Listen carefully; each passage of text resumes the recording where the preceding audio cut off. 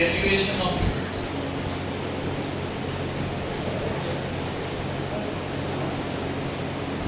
Evaluation of lipids.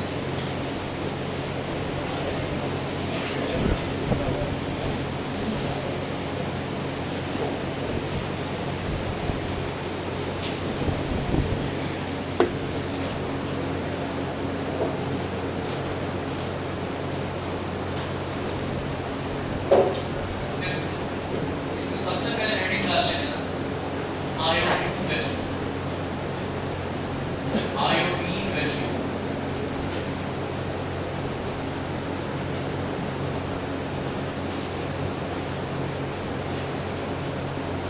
Iodine value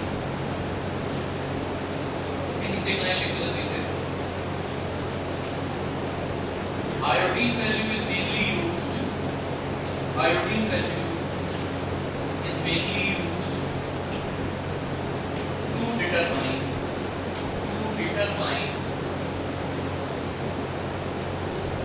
extent of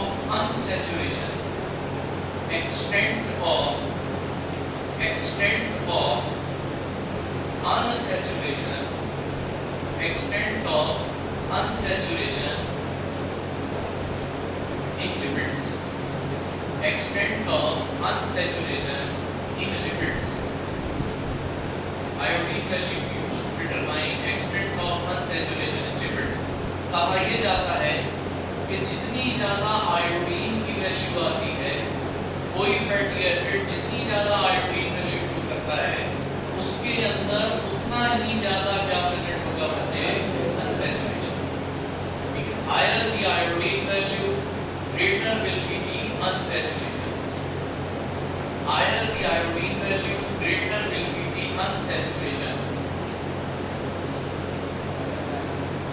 Higher the iodine value, greater will be unsaturation.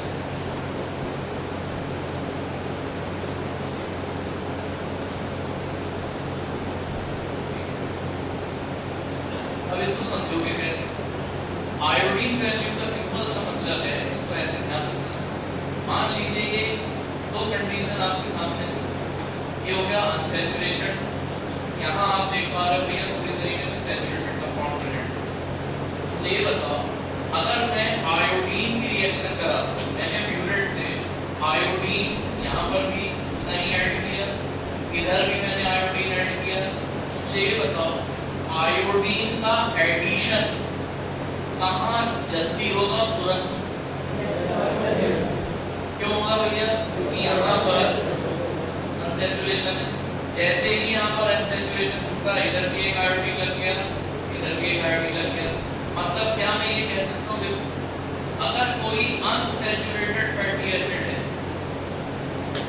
अगर कोई unsaturated fatty acid है, तो वो iodine को ज्यादा कंज्यूम करेगा।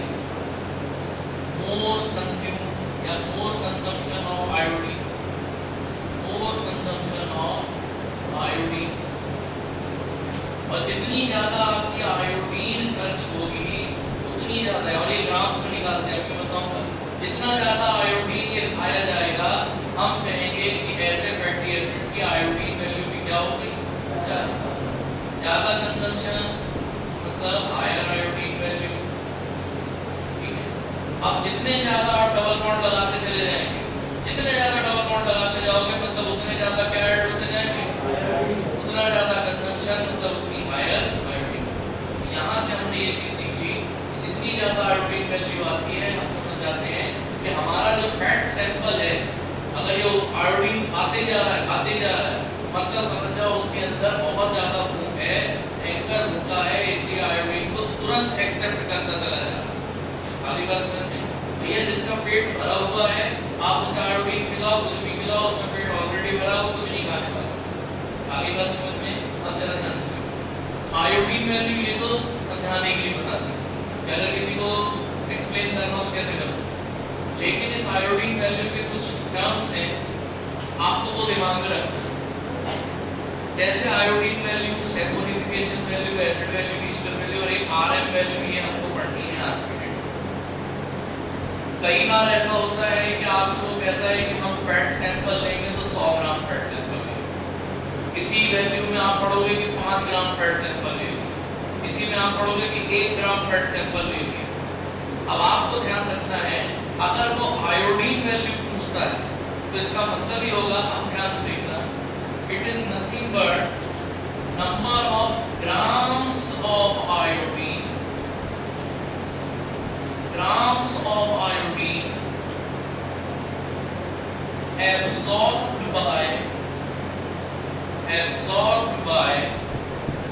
absorbed by एक specific gram of fat sample। grams of iodine absorbed by फलाने ग्राम ऑफ फैट सैंपल, इसको हम बुलाएंगे भैया आयोडीन वैल्यू। किस वैल्यू, जितने ग्राम ऑफ आयोडीन आपका फैट सैंपल एब्जॉर्ब करता है, ये ग्राम ऑफ आयोडीन, इसको हम बुलाएंगे भैया आयोडीन वैल्यू। क्लियर हुआ? कहीं कोई दिक्कत तो नहीं? अब ध्यान से देखो, अगर तुम्हें याद रखना हो कि आयोडीन वैल्यू में हम फैट सैंपल कितना लेते हैं, ये फिक्स होगा, ध्यान रखो। आयोडीन वैल्यू में हम फैट सैंपल कितने ग्राम लेंगे, तो ऐसे याद रखना, तुम आयोडीन को ही ध्यान से देखो तो तुम्हें उसका फैट सैंपल मिल जाएगा। देखना है iodine,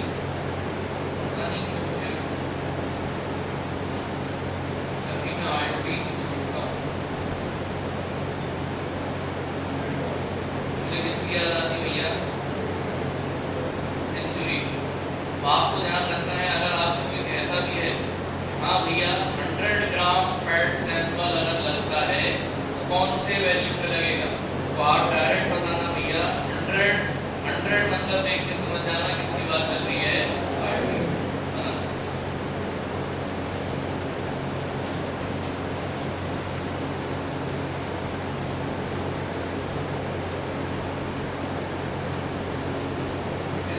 grams of iodine absorbed by 100 gram of fat sample।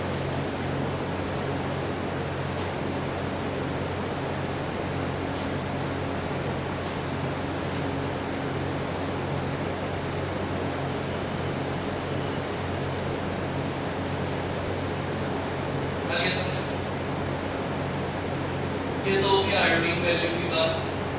अब सपोज आपसे कोई ये भी कभी कभार क्वेश्चन पूछ सकते हैं कि कौन सा ऑयल है जिसकी आयोडीन वैल्यू सबसे कम होती है, कौन सा ऑयल है जिसकी आयोडीन वैल्यू सबसे ज्यादा होती है। तो तुम ऐसे याद रखना, सबसे कम आयोडीन वैल्यू, ठीक है, पहले तो लिंक पे आ जाओ, सबसे लोएस्ट आयोडीन वैल्यू अगर किसी ने कही है ना साहब, कोई एक ऑयल है जिसकी लोएस्ट आयोडीन वैल्यू, मतलब जल्दी बताना, वो सैचुरेटेड ज्यादा होगा या unsaturated? Saturated. Lowest iodine value बोल रहा हूँ, अनसैचुरेशन क्या हो जाएगा, कम। भैया आयोडीन वैल्यू जितनी ज्यादा बढ़ेगी अनसैचुरेशन भी क्या होगा, उतना ही ज्यादा। तुमसे वो कह रहा है कि आयोडीन वैल्यू कैसी है, कम। भैया सैचुरेशन क्या हो गया, ज्यादा, अनसैचुरेशन क्या हो गया, कम। अगर कोई आपसे कह रहा है कि किसी की आयोडीन वैल्यू कम है, ऐसे घुमा के पूछूंगा, तो saturation will be more, saturation will be more,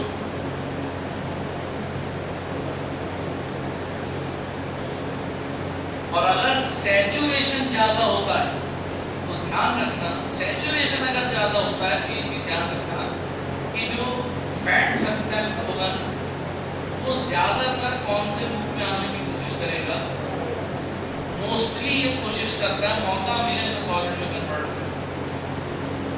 ठीक,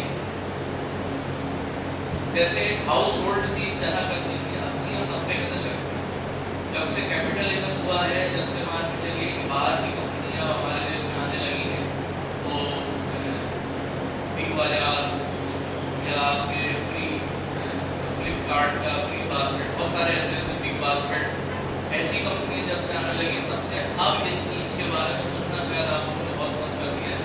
यहाँ पे कई लोग ऐसे होंगे जो बहुत कम अपने घर में उस चीज को रखते हुए 80-90 के दशक में खूब चले। इसका ब्रांड नेम था डाल्डा, गगन,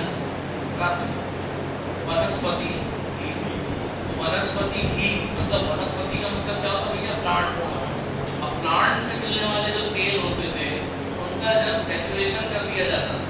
ये तेल आपका ऑयल है, वो प्लेटिनम पैलेडियम निकल से आपने उस तेल को गुजार दिया, आपने उसका हाइड्रोजनेशन करा दिया, मतलब अनसैचुरेटेड ऑयल सैचुरेट हो गया, और जैसे ही ये सैचुरेट हो गया अब वो ऑयल नहीं रहा, क्या बन गया? वनस्पति घी, यानी वो सॉलिडिफाई हो गया। तो आपको ध्यान रखना है जब अनसैचुरेशन कम होता जाता है, सैचुरेशन इंक्रीज होता जाएगा, तो हमारे ऑयल की टेंडेंसी होती है तो कोशिश करता है कहाँ जाने की? Solid state. एग्जांपल बता सकते कौन सा ऐसा ऑयल है जिसको मौका मिल जाए तो तुरंत सॉलिडिफाई करे? नारियल का तेल, कोकोनट ऑयल। और अगर उसकी आदत है कि वो तुरंत सॉलिडिफाई होता है, मतलब मैं कह सकता हूँ कि नारियल के तेल में कंपैरेटिवली क्या ज्यादा होगा? सैचुरेशन। और इसीलिए तुम ध्यान रखना कि अगर लोएस्ट आयोडीन वैल्यू होती है, ये भी बता रहे तो कितना होती है, लोएस्ट आयोडीन वैल्यू आती है बेटा 7 से 10 के बीच। आयोडीन वैल्यू अगर 7 से 10 है, मतलब ये किसको रिप्रेजेंट करती है? तुम नहीं मालूम 7 से 10 का क्या मीनिंग निकालोगे? किसी बच्चे को तुम्हें समझाना है 7 से 10 का मीनिंग क्या निकालोगे? बिल्कुल सही बोला बच्चे ने, हमने पढ़ा था बेटा 7 to 10 अगर आयोडीन वैल्यू है, मतलब यहाँ पर आप 7 ग्राम से 10 ग्राम आयोडीन की बात कर रहे हैं। क्लियर हो गई बात? तो 7 to 10 ये आयोडीन वैल्यू जो होती है ये स्पेसिफिक है, और किसके लिए होती बच्चे? Coconut oil.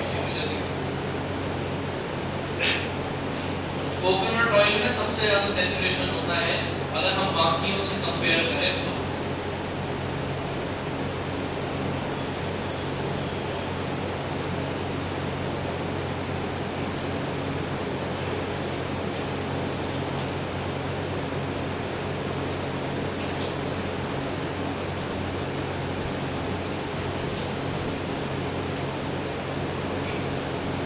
ये तो होगी भैया लोएस्ट आयोडीन वैल्यू। अब जब लोएस्ट पढ़ रहे हैं तो साथ में हाईएस्ट भी पढ़ो। अब हाईएस्ट आयोडीन वैल्यू मुझे जल्दी बताओ, इस बार क्या हो जाएगा? सैचुरेशन। ये आपको हमेशा लिक्विड स्टेट में ही मिलेगा ज्यादातर कंडीशन। हाईएस्ट आयोडीन वैल्यू यानी उतना ही ज्यादा saturation.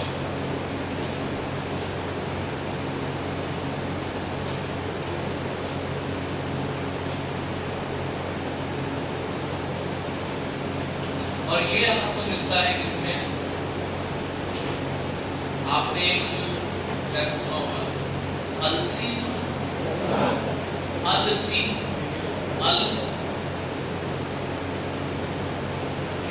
LC, also known as linseed oil। Highest iodine value होती बेटा अलसी यानी LC यानी linseed oil, linseed oil, अलसी का तेल।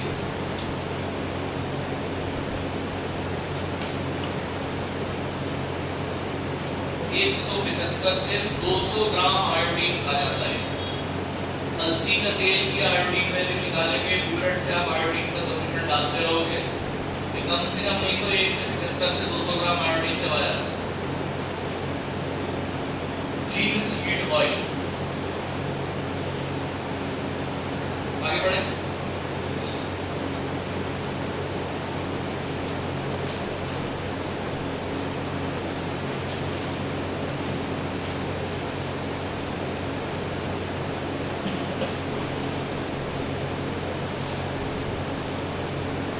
अब आ जाना सैपोनिफिकेशन वैल्यू, नेक्स्ट हेडिंग डाल लेना सैपोनिफिकेशन वैल्यू, सैपोनिफिकेशन वैल्यू।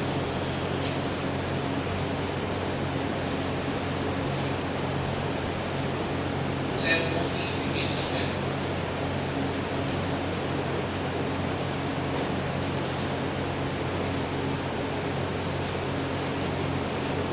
देखो, इस चीज को अगर आप समझना चाहते हैं तो ऐसे देखिए, ज्यादातर सैपोनिफिकेशन वैल्यू सभी ऑयल्स के लिए लग सकती है, सभी ऑयल्स के लिए सैपोनिफिकेशन कर सकते हैं, लेकिन ज्यादातर ये प्रिफर अगर की जाती है इसके लिए की जाती है या तो आपका बटर या फिर अगर होगी तो इसके लिए होती है।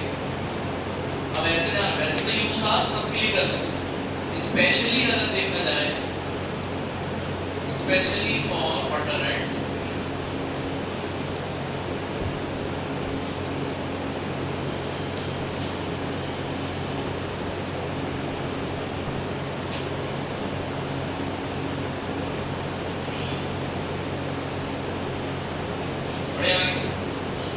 अब बटर और घी की अगर हम बात करें तो एक चीज हमेशा ध्यान रखना, जब ये पूरी तरीके से फ्रेश कंडीशन में हो, फ्रेश मतलब एकदम फ्रेश कंडीशन में है, तब बोला जाता है कि अब देखो कोई लिपिड है कोई भी लिपिड है तो हम यही पढ़ते आ रहे थे कि या तो उसमें फैटी एसिड होता है या फिर फैटी एसिड के वो क्या हो सकते हैं ईस्टर।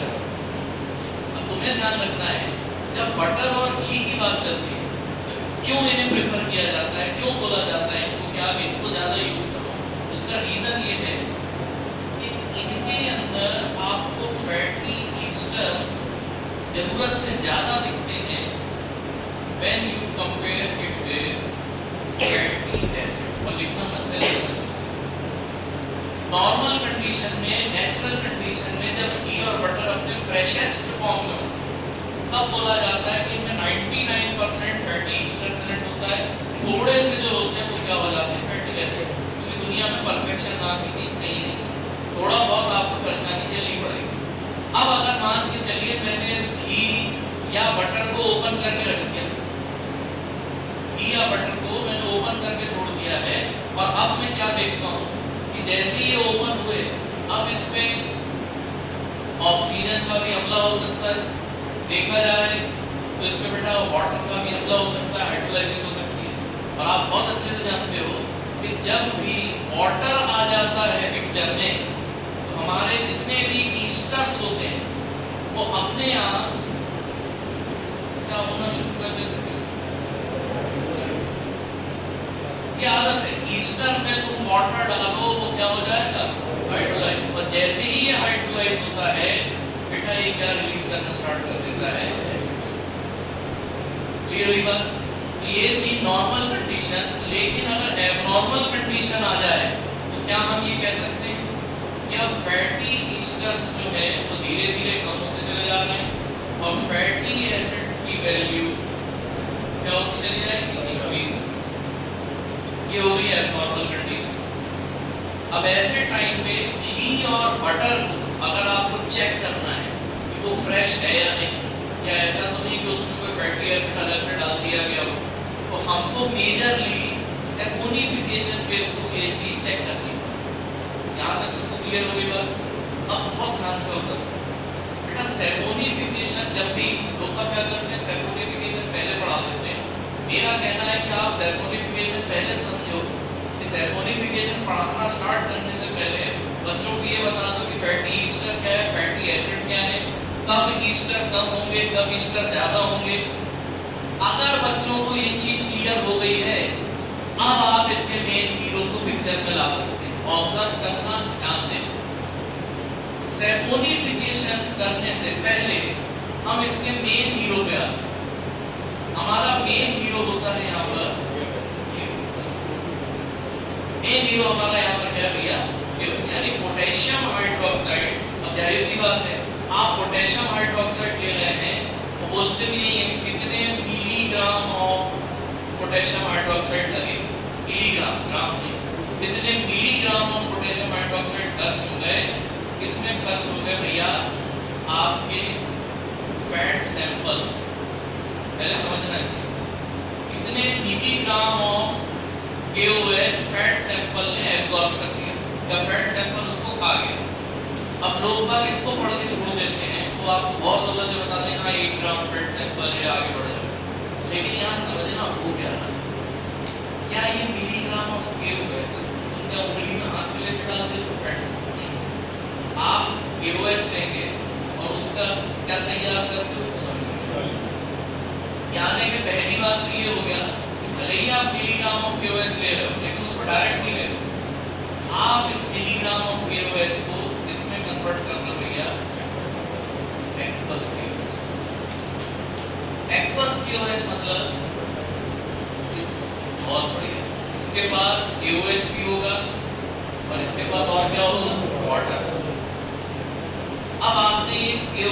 वाटर के मिक्सचर को फैट सैंपल में डाला, वो फैट सैंपल जिसके बाद ध्यान दो फैटी एसिड्स भी पड़े हुए थे और फैटी ईस्टर्स भी पड़े हुए थे, दोनों थे। फैटी एसिड हो सकता है पहले से थोड़े बहुत पड़े हुए थे। अब आपने जैसे ही KOH और वाटर डाला, बहुत ध्यान से देखो, सबसे पहले आपका वाटर किस पर अटैक मारेगा? जैसे ही ईस्टर पर अटैक मारा, आपने पाया कि पहले ये ओल्ड फैटी एसिड्स थे क्योंकि पहले से प्रेजेंट थे। अब ओल्ड फैटी एसिड के साथ और कौन से फैटी एसिड आने लगे? New fatty acids. यहाँ तक क्लियर हुई बात? ठीक। अब एक बार सारे फैटी ईस्टर अगर हाइड्रोलाइज हो गए हैं, क्यों हाइड्रोलाइज हुए हैं सर? क्योंकि आपने इसमें वाटर डाल दिया है। अब ये सारे टोटल फैटी एसिड इनसे रिएक्शन करने आते हैं कौन? KOH क्या? और ये रिएक्शन किससे कर रहा है? तो जब ये ओल्ड और न्यू फैटी एसिड्स KOH की संगत में आएंगे तो क्या बनेगा? और क्या बाहर निकलेगा? पानी। अब आपको ध्यान रखना है, पानी हमारे किसी काम का नहीं, वो तो पहले भी था। सॉल्ट जो बनेगा, यानी फैटी एसिड के पोटेशियम सॉल्ट जो बने, पोटेशियम बनेगा भैया, फैटी एसिड के पोटेशियम सॉल्ट जो बनके तैयार हुए, अब ये कोई ऐसे वैसे सॉल्ट नहीं है, ये फैटी एसिड के सॉल्ट हैं। और अगर ये फैटी एसिड के सॉल्ट हैं, मतलब समझ जाना ये बिहेव करते हैं लाइक, कभी भी तुम देखना, तुम वो लक्ष्य साबुन जितने भी साबुन होते हैं पलट के देखना, तो आप उसमें एक पाओगे। हमने पिछली क्लास में पढ़ा ना, palmitic acid, palmitoleic acid, stearic acid. तुम लक्ष्य साबुनों को पलट के देखना, उसमें ये लिखा रहता है पोटेशियम पाल्मिटेट, सोडियम क्लोराइड। आप ये पढ़ते आ रहे ना, sodium chloride, potassium chloride, boric acid, तो ये पढ़ा था आपको। जितने भी फैटी एसिड के सॉल्ट्स बनते हैं वो सोप की तरह बिहेव करते हैं। क्या मैं ये कह सकता हूँ कि अब आप इसको क्या बुलाओगे? सैपोनिफिकेशन। पहले बना लें, उसके बाद लिखवा दें।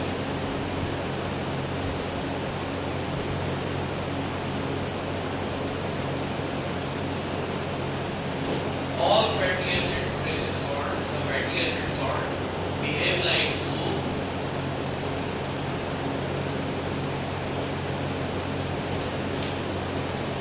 Hence, show saponification.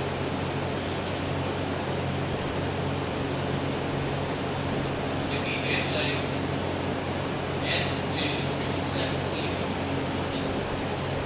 They behave like soap. Hence, they show saponification.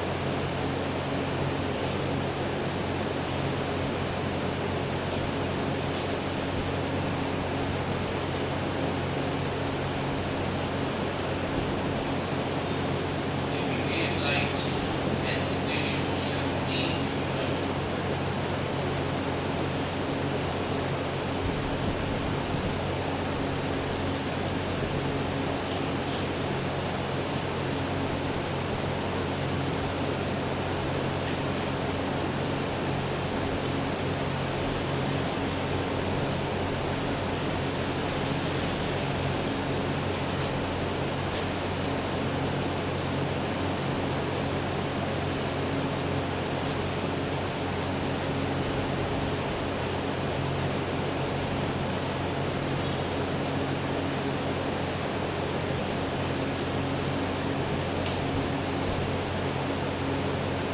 यहाँ तक की कहानी क्लियर होगी सबको? अब ऑब्जर्व करना बेटा, कायदे से देखा जाए तो सैपोनिफिकेशन कब हो रहा था? सुनना ध्यान से। सैपोनिफिकेशन क्या वाटर की वजह से हो रहा था? नहीं। सैपोनिफिकेशन कब हो रहा था? जब एसिड किससे रिएक्ट कर रहे थे? KOH। इस चीज को समझना, यहाँ पर ये चीज बहुत जरूरी है कि जब भी आपसे बोला जाता है सैपोनिफिकेशन वैल्यू निकालना, तो सैपोनिफिकेशन मतलब अगर आप एक्वस KOH ले रहे हैं, सुनना ध्यान से, तो सबसे पहले वर्क कौन कर रहा था? POH। तो यहाँ पे ध्यान रखना, सबसे पहले यहाँ पर ईस्टर की होती है हाइड्रोलाइसिस, ईस्टर की होती है हाइड्रोलाइसिस। फिर जो फ्री फैटी एसिड निकले, फिर जो फ्री फैटी एसिड निकले, FFA मतलब फ्री फैटी एसिड, इनका होता है सैपोनिफिकेशन। या इसको कायदे से देखा जाए तो आप न्यूट्रलाइजेशन भी बुला सकते हैं, कायदे से देखा जाए तो आप इसको न्यूट्रलाइजेशन भी बुला सकते हैं। वाटर कराता है ईस्टर की हाइड्रोलाइसिस, KOH कराता है फ्री फैटी एसिड का न्यूट्रलाइजेशन।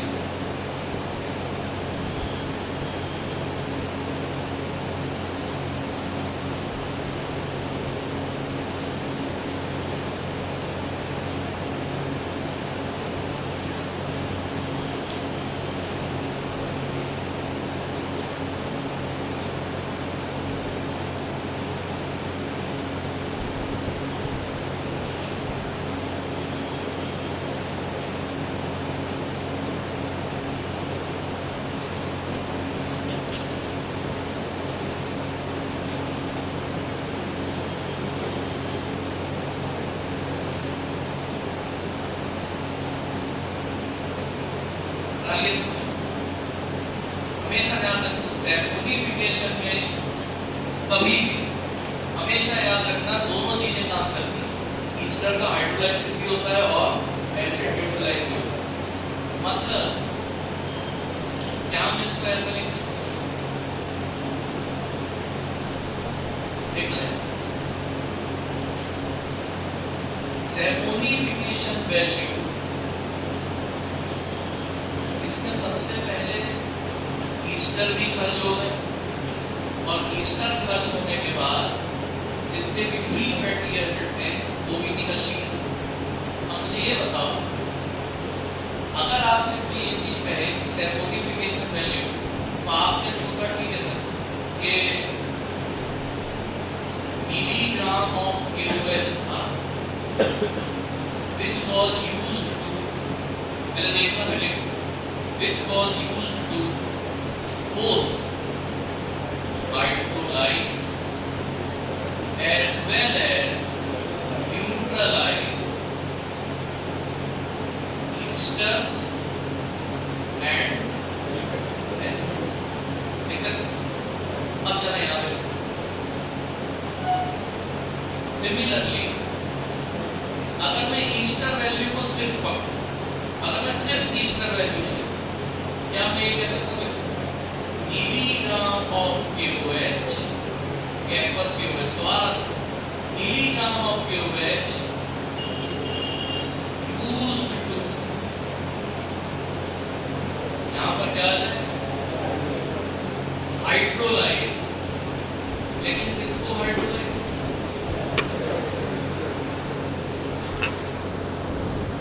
ये भी बात। अब यहाँ आ जाओ,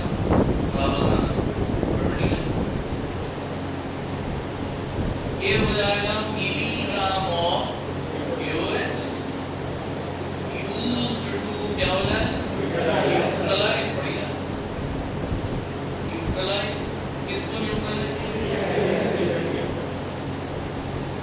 आई बात सुन,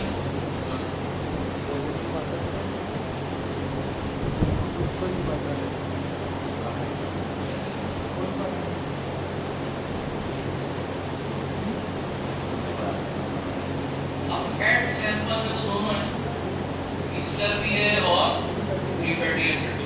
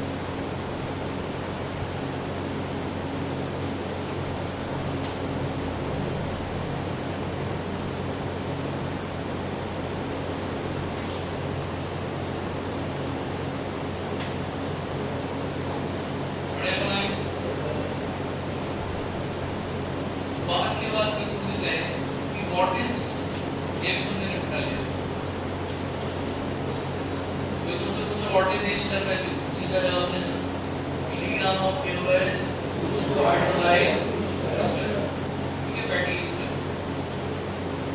फ्री फैटी एसिड वैल्यू यानी सिंपल इसको बोला जाएगा also known as acid value.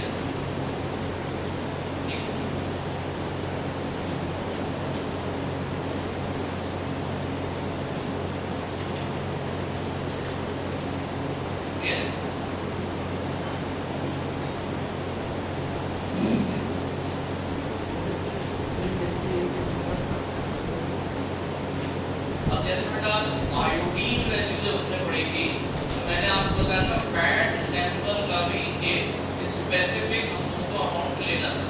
अब वो आयोडीन वैल्यू में फैट सैंपल का अमाउंट क्या था 100 ग्राम।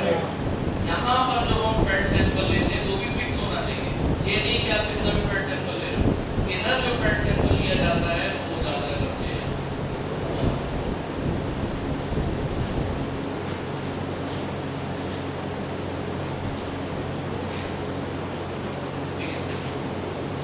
ग्राम फैट सैंपल में हाइड्रोलाइसिस और न्यूट्रलाइजेशन के लिए कितने मिलीग्राम KOH खर्च हो गया, इसको हम ला देंगे सैंपलिफिकेशन value.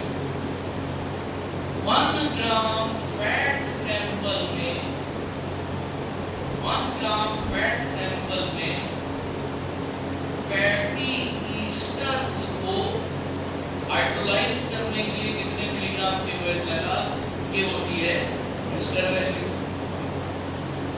Hydrolyze fatty ester present in 1 gram fat sample और यहाँ आ जाएगा used to neutralize free fatty acid present in 1 gram fat sample।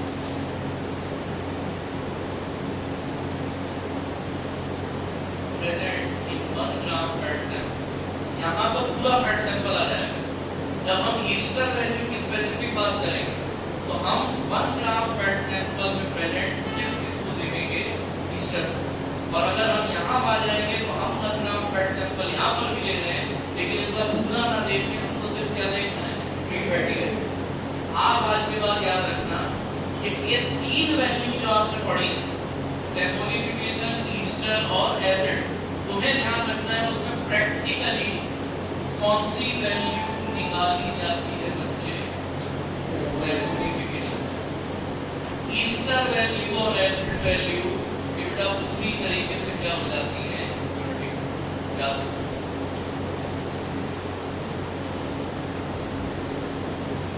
Practical सिर्फ सैंपलिफिकेशन वैल्यू होती है, ईस्टर और acid value are theoretical concept. अब तुम कैसे उसके निकालो भैया, एक्वस KOH डालोगे तो जाहिर सी बात है वो KOH तो चलो रिएक्ट कर जाएगा, लेकिन क्या पता उसमें कुछ ईस्टर प्रेजेंट, लेकिन ये चीज ध्यान रखो। अब यहीं से मैं तुमसे क्वेश्चन पूछ रहा हूँ, मान लो मैं आपसे कह देता तो बताओ भैया ईस्टर वैल्यू निकालो, आपको ईस्टर वैल्यू निकालनी है और आपके पास सैंपलिफिकेशन वैल्यू और एसिड वैल्यू पहले से प्रेजेंट, कैसे निकालो? हमेशा याद रखना सैंपलिफिकेशन वैल्यू माइनस एसिड वैल्यू, ये आपकी क्या हो जाएगी, ईस्टर वैल्यू। मतलब आप सैंपलिफिकेशन में से क्या हटा रहे हो, न्यूट्रलाइजेशन वाला पोर्शन, यानी कौन सा पोर्शन हटा रहे हो, फ्री फैटी एसिड। जब आपने सैंपलिफिकेशन में से इस पोर्शन को हटा दिया तो क्या बचा, ईस्टर। क्लियर बिल्कुल? सैंपलिफिकेशन वैल्यू माइनस एसिड वैल्यू इसको बताया जाता है ईस्टर वैल्यू।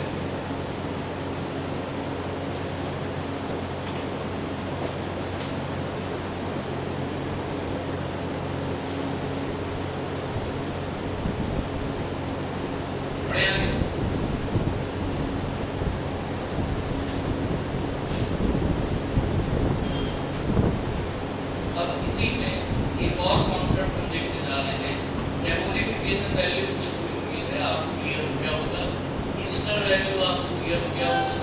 आप कुछ पॉइंट जिससे वो क्वेश्चन बनाना बड़ा पसंद करते हैं, और है वो कुछ नहीं, अगर आपका बेस क्लियर है आप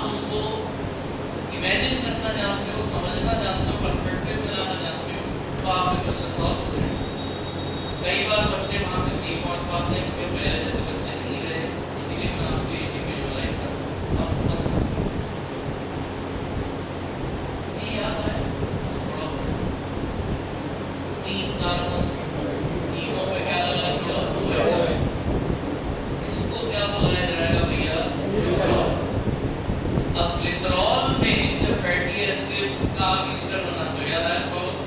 फैटी एसिड का जब एस्टेरिफिकेशन आप ग्लिसरॉल के साथ करते हो तो कौन सी ईस्टर बन रहे थे? ग्लिसराइड ईस्टर, ठीक बना था। अब इसको ऐसे देखना, मान लीजिए कि 3 कंडीशन आप मर्जी बनाना चाहें तो बना सकते हैं, नहीं पहले समझ लो क्या होगा।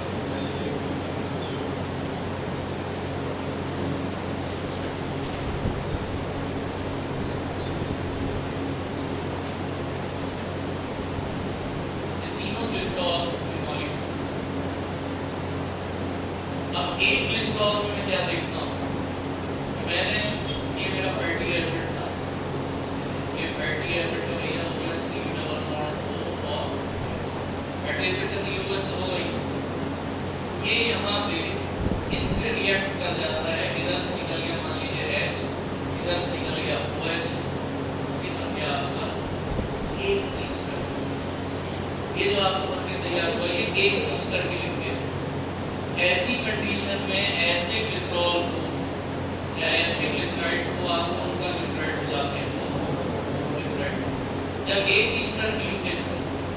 सिमिलरली यहाँ देखो, अगर यहाँ पर भी आप एसिड की रिएक्शन कराते हैं, फैटी एसिड की रिएक्शन, लेकिन इस बार यहाँ एक की जगह 2 बार फैटी एसिड से रिएक्शन हुई, मतलब 2 ईस्टर की लिंकेज आ गई। ये था मोनोग्लिसराइड, ये क्या हो जाएगा? ट्राइग्लिसराइड। सिमिलरली यहाँ पर तीनों बना देना, तो बना ट्राइग्लिसराइड जल्दी।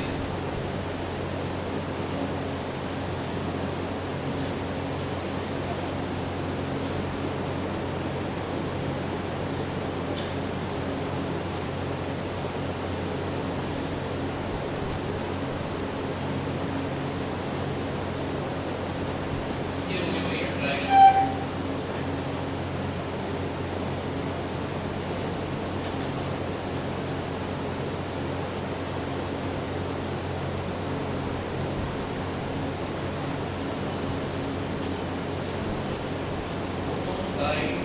सारे डिस्क्राइब हो गए अपने जवाब। ये बनाए फिर मेरे सवाल के जवाब में बना दोगे, पेन से आपको और ज़्यादा क्लैरिटी आ जाएगी।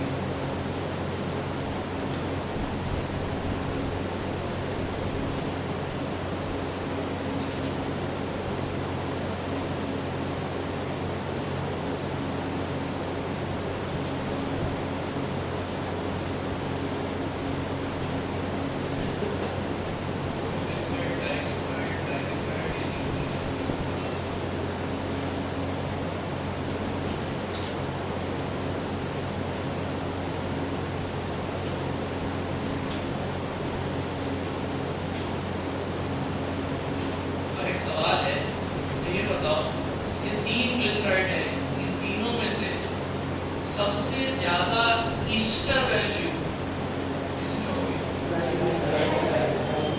आगे क्यों होगी सबसे ज्यादा ट्राइग्लिसराइड? सबसे ज्यादा ester as highest ester value, ester value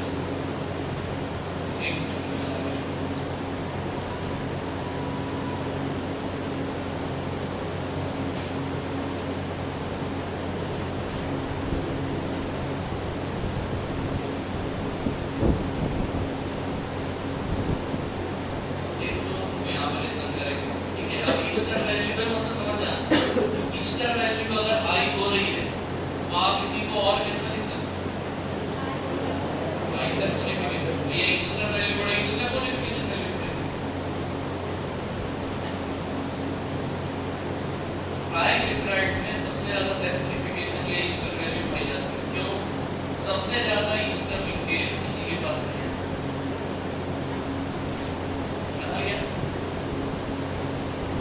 अब इसी चीज को हम एक अलग पर्सपेक्टिव से समझना है। मान लीजिए मैंने ट्राइग्लिसराइड ही लिए, ट्राइग्लिसराइड के मैं 2 सैंपल ले लूंगा, ठीक है। अब ट्राइग्लिसराइड दिखता कैसा है ये आपको समझ में आ गया। ये मेरा ट्राइग्लिसराइड ये किस तरीके का दिख रहा है ये आप क्लियर हो गए। मान लीजिए एक मैंने सैंपल लिया है, कुछ भी मिलेगा, मान लीजिए 5 ग्राम मैंने ट्राइग्लिसराइड यहाँ पर, ये होगा 5 ग्राम ट्राइग्लिसराइड, इधर भी 5 ग्राम ट्राइग्लिसराइड।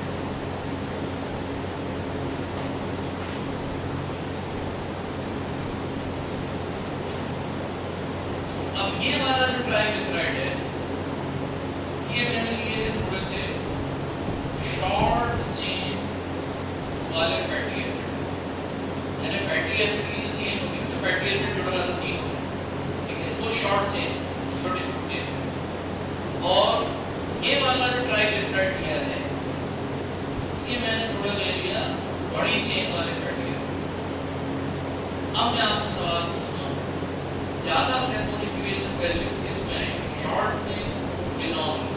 और क्यों लॉन्ग में? लॉन्ग में क्यों आएगी? क्योंकि फैटी एसिड की चेन ज्यादा है, उसका ईस्टर से क्या लेना है? ईस्टर तो 3 ही है, यहाँ पर भी ट्राइग्लिसराइड है, यहाँ पर भी ट्राइग्लिसराइड है। इन दोनों में से किसका ज्यादा होगा? दोनों का कैसा होगा? सेम। तो यही जवाब सुनना चाहता हूँ, ये जवाब की पूरी तरीके से गलत है। अब ध्यान रखना, अगर ईस्टर वैल्यू गिनने के लिए आओगे तो ईस्टर वैल्यू तुमको किसमें ज्यादा दिखाई देती है? शॉर्ट से। अब मैं तुमको ये चीज बोलूँगा, ये चीज तुम किताब में पढ़ोगे तो मैं समझ मैंने क्लास में सीखा था, वो किसी मायने का नहीं रहा, लेकिन थोड़ा सा दिमाग लगा। लेकिन शॉर्ट चेन फैटी एसिड, छोटी छोटी चेन वाले फैटी एसिड, मतलब सपोज ये कुछ इस तरीके से 2 कार्बन वाला होगा, ये छोटी चेन वाला है। अब इसी छोटी चेन वाले को मैं और अगर लिखना चाहूँ, छोटी साइज का ट्राइग्लिसराइड है, अगर छोटी साइज का ट्राइग्लिसराइड है मतलब आप एक जगह नंबर ऑफ मॉलिक्यूल्स ज्यादा अकोमोडेट नहीं कर सकते। तो ऐसा यही चीज अगर आप यहाँ पर ऑब्जर्व करो, देखना था, सब छोटी छोटी चेन वाले ट्राइग्लिसराइड। अब ये कितनी अजीब बात है कि यहाँ पर छोटी चेन थी तो नंबर ऑफ मॉलिक्यूल्स ट्राइग्लिसराइड में इंक्रीज हो गए। अब यहाँ देखते हैं टोटल नंबर ऑफ ग्लिसराइड या ईस्टर कितने दिखाई दे रहे हैं? 1 में 3 है, टोटल कितने मॉलिक्यूल हो गए? 4। यहाँ पर मुझे टोटल कितने ईस्टर बॉन्ड दिखाई दे रहे हैं? 12 ईस्टर। ये 3 ईस्टर, ये 3 ईस्टर, ये 3 करके 4 मॉलिक्यूल आपके सामने यहाँ बैठे हुए हैं। क्योंकि छोटी साइज के थे तो एक एरिया में ज्यादा चीजें आप कर सकते हो, पढ़ते हो ना, वो बल्क डेंसिटी, टू डेंसिटी पढ़ते हो ना। भैया अगर शॉर्ट पार्टिकल का साइज है तो नंबर ऑफ पार्टिकल्स ज्यादा अकोमोडेट हो सकते हैं। अब यहाँ आ जाओ, यहाँ तुमने हाथ निकाल दिया,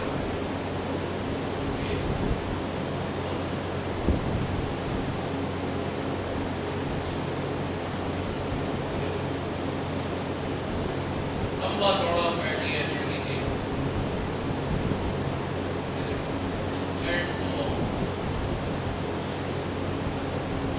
अब आप मुझे एक बात बताइए, इन दोनों को कंपेयर करो तो तुम्हें total number of ester bond यहाँ कितने दिख रहे हैं? 6। यहाँ कितने ईस्टर अकोमोडेट हो गए? 12। अब बताओ ईस्टर वैल्यू या सैचुरेशन वैल्यू किसकी ज्यादा होगी? समझ में आ गया? शॉर्ट चेन फैटी एसिड पहले से लिख लेना, short chain fatty acids, short chain fatty acids, short chain fatty acids have short chain fatty acid, a short chain triglycerides, short chain triglycerides, short chain triglycerides have higher ester value. Short chain triglycerides have higher ester value and saponification number, higher ester value and saponification number, and saponification number compared to long chain triglycerides. Long chain triglycerides compared to long chain triglycerides. उसी के नीचे अपना लिख देना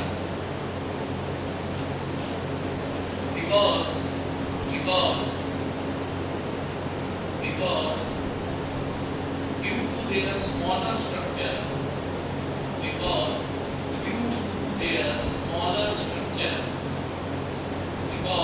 to their smaller structure, more number of triglycerides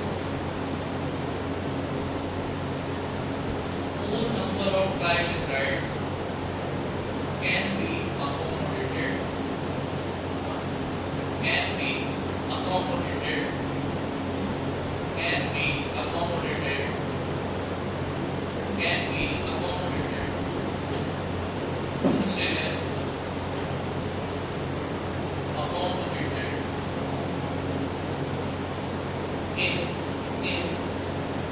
in same volume of fat cell, in same amount of volume in same amount of या volume of fat cell.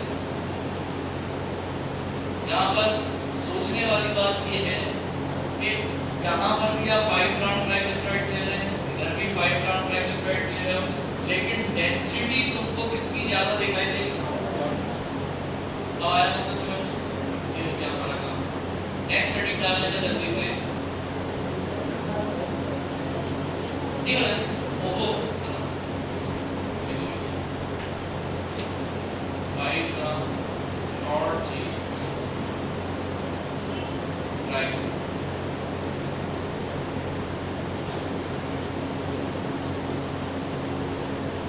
5 gram short chain triglyceride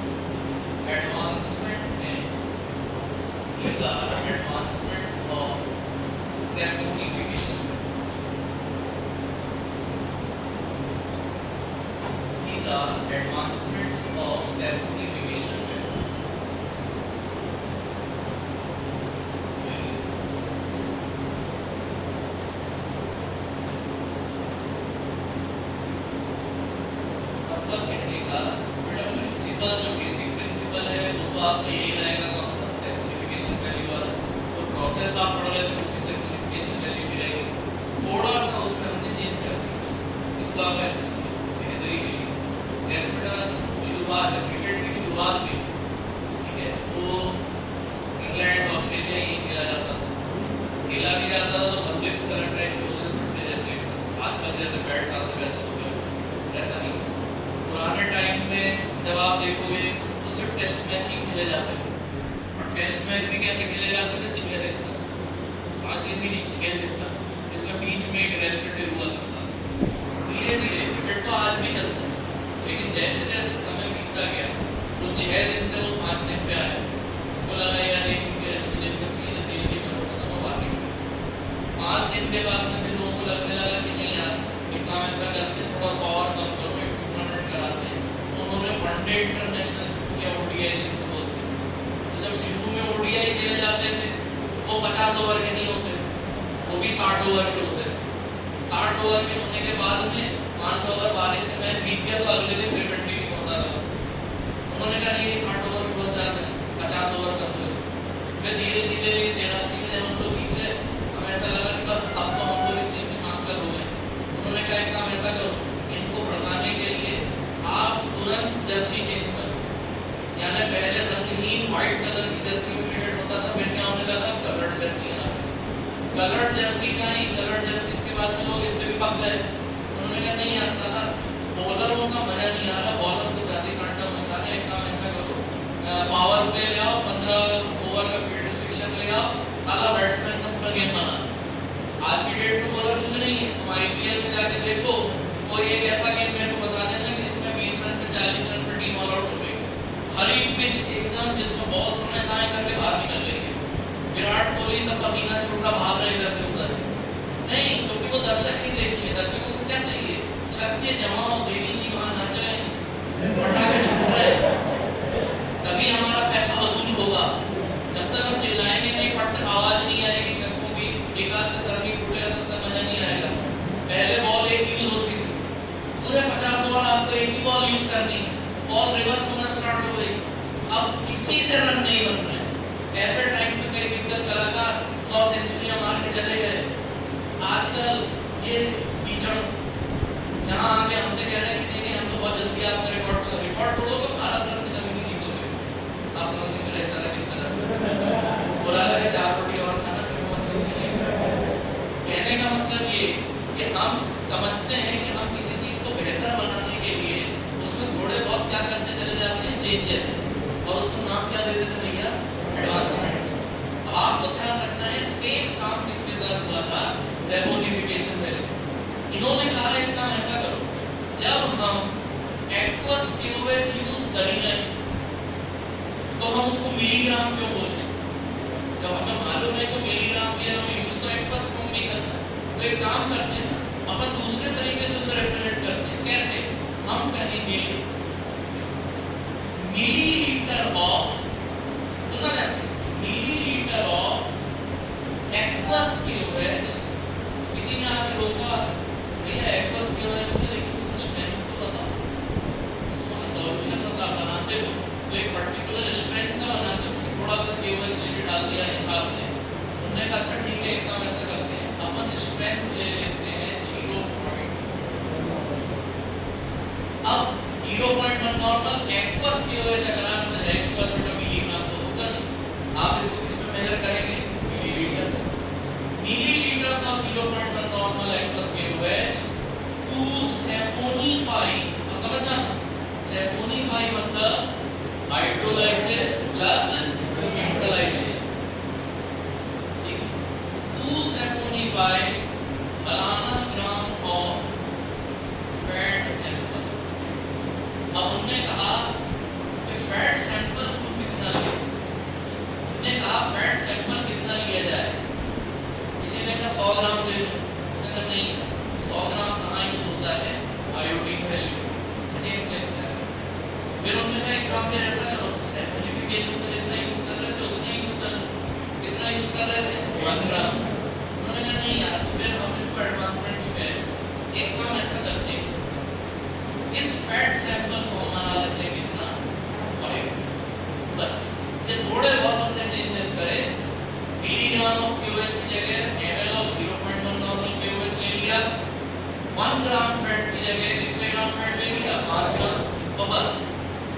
चीज को उन्होंने बोला, या तो ये कहलाएगी RM value,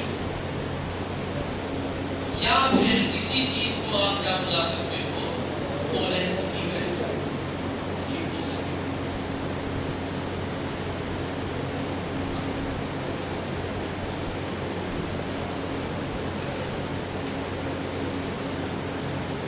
aqueous केवस हम सैपोनिफिकेशन में यूज कर रहे थे, लेकिन सैपोनिफिकेशन वैल्यू एमएल में नहीं, यूज तो हम एक्वस ही कर रहे थे। और वो ऑब्वियस सी चीज है, जैसे आज की डेट में तुम गैस का वो ऑन करोगे, सिलेंडर ऑन करने के बाद में 2 चिकने पत्थर लोगे, और चिकने पत्थर लेके तुम रेगुलेटर पे ऐसे ऐसे करोगे तो लोग तो तुमको देख के हंसेंगे। उन्होंने कहा तेरे को लाइटर आ गया है तो तुम लाइटर का यूज कर, लेकिन आज से 1000, 2000, 3000 साल पहले अगर आप जाएंगे और उस टाइम पे और पीछे चले जाओ, 6000, 7000 साल पहले चले जाओ, तो हम आदि मानव काल में अगर कोई पत्थर भी किससे चिंगारी निकाल देता है, ओ माय गॉड मजा ही आ गया। आप तो यही समझेंगे ना। तो जो ऑब्वियस चीजें होती हैं, जो पहले कंसिडर नहीं की गई, उनको जब आप बाद में कंसिडर करते हो, जाने आपने अपनी सैपोनिफिकेशन के साथ न्याय कर दिया। सैपोनिफिकेशन वैल्यू चीज के कहते हैं, साला यूज तो तुम मुझे एक्वस फॉर्म में कर रहे हो, तुम मिलीग्राम ऑफ केवल क्यों लिखते हो? उन्होंने कहा एक काम ऐसा करते हैं, डायरेक्ट एमएल ही ले लेते हैं और यहाँ पर 0.1 नॉर्मल एक्वस केवल ले लेते हैं। अब आई बात समझो, वहाँ पर बेटा आप मिलीग्राम ऑफ केवल ले लेते, तो मैंने तुम्हें बताया था कि वो केवल को डायरेक्ट डाल के सॉल्यूशन में बना के डाल। अब आई बात समझ में, जब भी आप सैपोनिफिकेशन वैल्यू की पुरानी डेफिनेशन उठाएंगे तो हमेशा आपको कभी भी वो मिलीलीटर नहीं होता, हमेशा कहता है मिलीग्राम ऑफ केवल। ये तो हमने आपको डिफाइन करके बता दिया, वो केवल डायरेक्ट डाल के आप कैसे डाल देते हैं। अब यहाँ पर सर जी इसको आरएम वैल्यू और पोलेंस्की वैल्यू दोनों बुला लो, तो क्या ये आरएम और पोलेंस्की के बीच में झगड़ा नहीं हुआ कि वेटेड की वैल्यू किसके नाम पे जानी चाहिए?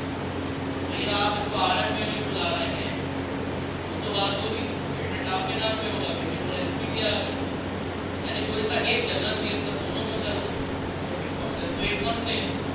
अब यहाँ पे फर्क कहाँ आता है? पोलेंस्की भी आज की डेट में चलता है और आरएम वैल्यू फर्क कहाँ आता है? आप फैट सैंपल कैसा, आप फैट सैंपल किस टाइप का लेते हैं, इससे पता चलता है कि आप पोलेंस्की वैल्यू लगा रहे हो या आरएम वैल्यू। अगर बेटा फैट सैंपल मैं हमेशा आपसे कहता आया हूँ, कहता रहूँगा, दुनिया में परफेक्शन नाम की चीज कोई नहीं, 100% चीज नहीं निकलेगी। किसी लिपिड को अगर आप देखते हो और सोचा तो हीरो मतलब वो ऑयल हो कुछ भी नहीं, ऑयल ब्रेड कुछ भी, लिपिड को ज्यादातर केसेस में हम क्या कंसीडर करते हैं, लेकिन इसका मतलब ये नहीं है वो 100% इस चीज का ध्यान रखना।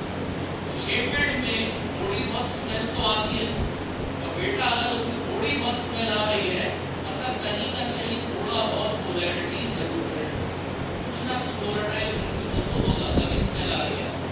आपको ध्यान रखना है ये लिपिड्स जो होते हैं इनके अंदर नॉन पोलैरिटी भी होती है, प्लस ये स्लाइटली पोलर भी होते हैं, ये थोड़े से पोलैरिटी भी शो कर सकते हैं। अब आपको ध्यान रखना है, आपने अगर फैट सैंपल लिया है और फैट सैंपल आपने लिया है 100% नॉन पोलर यानी पोलर इनसॉल्युबल, देखो अगर आपने फैट सैंपल जो लिया है वो फैट सैंपल पोलर इनसॉल्युबल, तब हम कहते हैं कि ये कौन सा वैल्यू होगा, पोलेंस्की वैल्यू। कोई फैट सैंपल है और वो 100% पोलर इनसॉल्युबल, उसको हम बुलाएंगे पोलेंस्की वैल्यू। लेकिन याद कैसे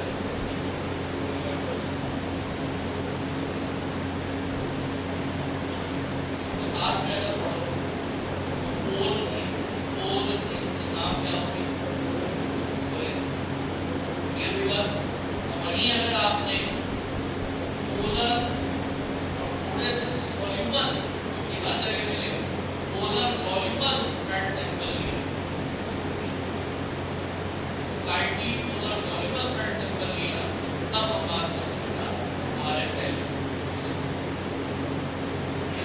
कूलर insoluble 100% कूलर insoluble होना चाहिए।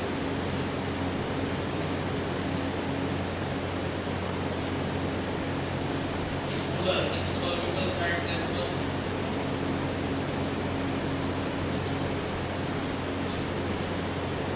कूल ins से किया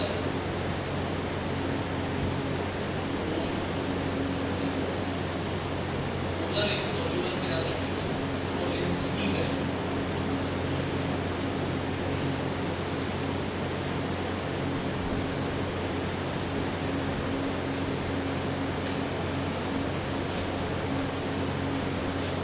प्रोसेसिंग है प्री प्रोसेसिंग लेंगे fine number sample sample five दोनों में आरएफ वैल्यू में कूलेंस की वैल्यू अलग आता है या फैट सैंपल इस टाइप का ले फैट सैंपल अगर कूलर इनसॉल्युबल है कूलेंस की वैल्यू फैट सैंपल अगर कूलर सॉल्युबल है तो फिर आरएफ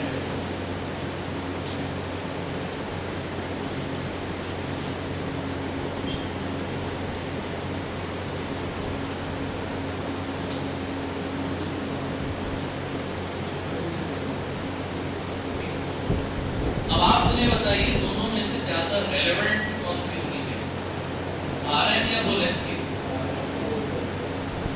तो जो समझो करने वाला है जब आप उसके तो देखिए कौन सी ज्यादा रेलेवेंट होनी चाहिए आज की डेट में आरएन वैल्यू या बुलेंस की वैल्यू क्यों आरएन वैल्यू आप ही ने बताया सर परफेक्शन नाम की चीज नहीं है आपको ध्यान रखना है घी और मक्खन की एडल्ट्रेशन चेक करने के लिए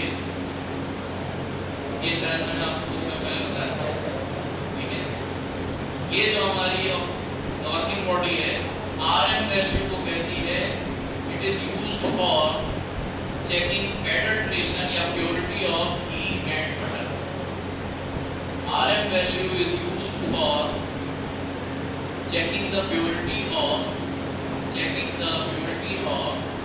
घी and butter RM value is used for checking the purity of ghee and butter. Checking the purity of ghee and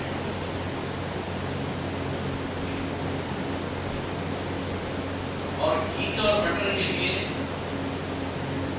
ये वैल्यू अराउंड आती है कम से कम 25 to 30 RM वैल्यू